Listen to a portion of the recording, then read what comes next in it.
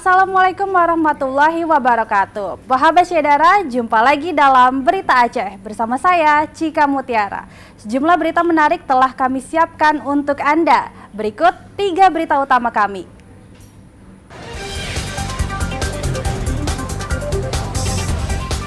Sedikitnya 3 ruangan pesantren Babun Najah Ulay Karing, Banda Aceh terbakar pada Minggu malam.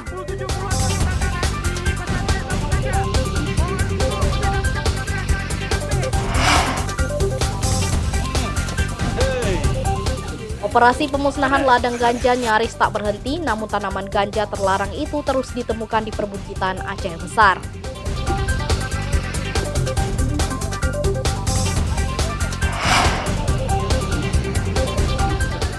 Menikmati kopi memang sudah terbiasa, namun menyeruput kopi di tepi Danau Lutawar Takengon mendatangkan sensasi tersendiri.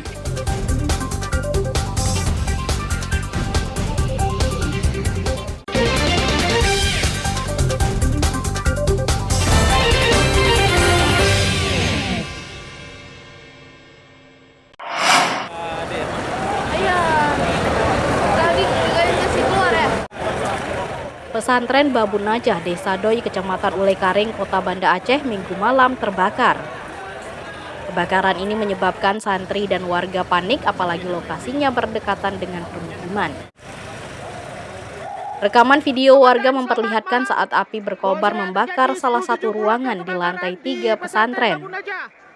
Ruangan tersebut merupakan tempat penyimpanan barang sehingga tidak sampai menimbulkan korban jiwa. Warga bersama wali santri berhamburan menjauh dari pesantren untuk menghindari kebakaran dan meminta bantuan. Sejumlah mobil pemadam kebakaran dikerahkan memadamkan api. Sementara beberapa mobil ambulans juga diturunkan untuk mengevakuasi penghuni pesantren. Untuk kejadian di Bang sekitaran 8.30. Untuk saat ini sementara kita ketahui kejadian itu dikarenakan api rokok, tapi itu belum pasti. Untuk kedepannya mungkin akan ditindaklanjutkan untuk olah TKP lagi. Kita lihat untuk sementara korban tidak ada, cuma ada pingsan para santri-santriwati. Wali santri sempat memaksa masuk karena khawatir keselamatan anak mereka, namun dicegah oleh relawan dan petugas. Para orang tua diminta tidak panik karena mereka baik-baik saja dan sudah ditangani petugas kesehatan. Terjadi kebakaran di jam 8 malam lebih kurang, itu di bagian belakang pesantren. Korban tidak ada, hanya beberapa anak-anak yang mungkin karena panik, kemudian kondisi juga gelap menyebabkan mereka sesak napas dan sudah dibantu dibawa ke rumah sakit. Ada sekitar 20 orangan lebih kurang ada. Akibat kebakaran, 12 penghuni pesantren dilarikan ke rumah sakit karena mengalami sesak nafas dan telah dilarikan ke rumah sakit. Kebakaran Minggu malam itu menghanguskan 3 ruangan di lantai 3 pesantren, sementara insiden ini masih dalam penyelidikan polisi. Maimunzir melaporkan dari Banda Aceh.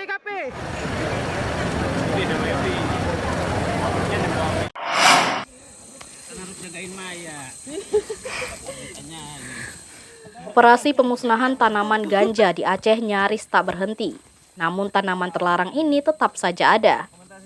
Sedikitnya 2,5 hektar ladang ganja kembali ditemukan di perbukitan Kecamatan Indrapuri, Aceh Besar.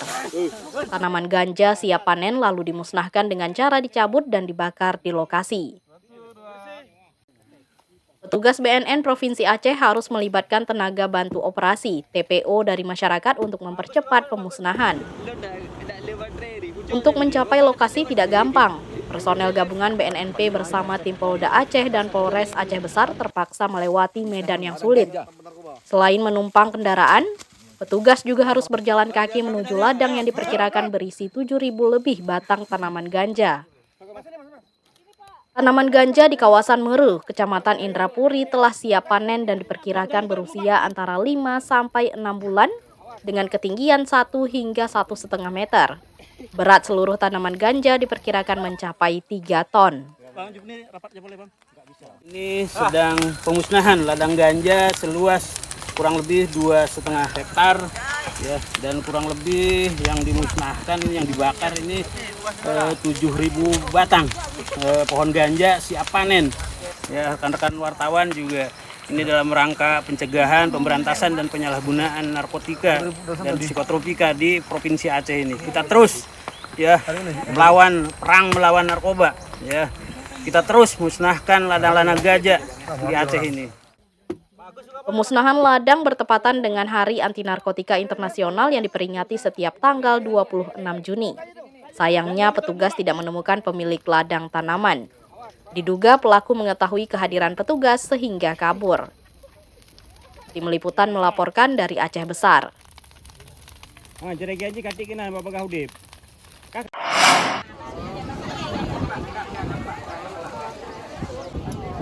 Ratusan warga menyerbu operasi pasar murah yang digelar di halaman Masjid Darussalam, Desa Hagu Selatan, Kecamatan Banda Sakti, Kota Lok Sumawe pada Senin pagi. Mereka berebut sejumlah kebutuhan pokok murah yang dijual di tempat itu.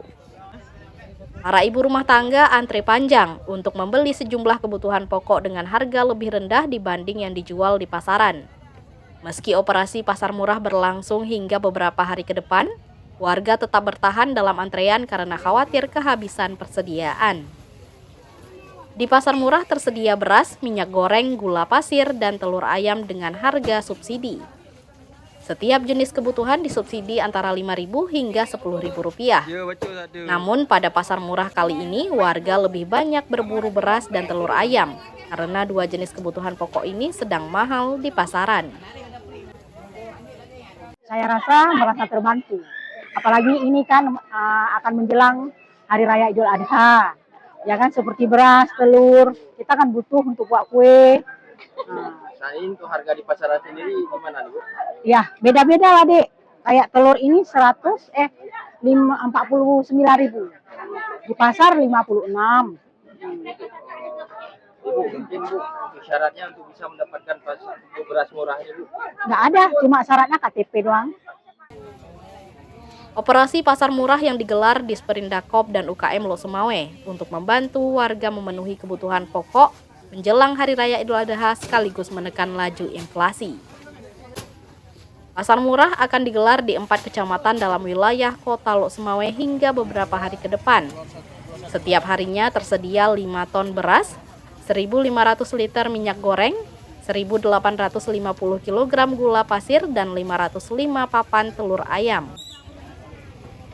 Pasar murah ini adalah salah satu tujuan kita untuk penekanan penurunan inflasi yang sekarang ini kan kita tentunya tahu bahwa untuk menghadapi hari-hari besar keagamaan tertentu itu harga-harga bahan pokok, bapokting itu sembako itu sangatlah berpengaruh terhadap daya beli masyarakat.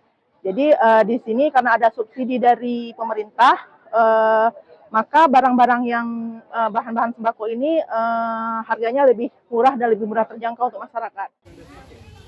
Untuk mendapatkan bahan pokok murah, warga cukup mengantre setelah didata dan memperlihatkan kartu identitas.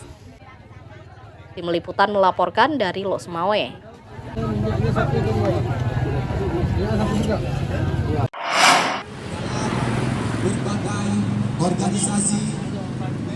Penolakan revisi Undang-Undang Penyiaran masih berlanjut.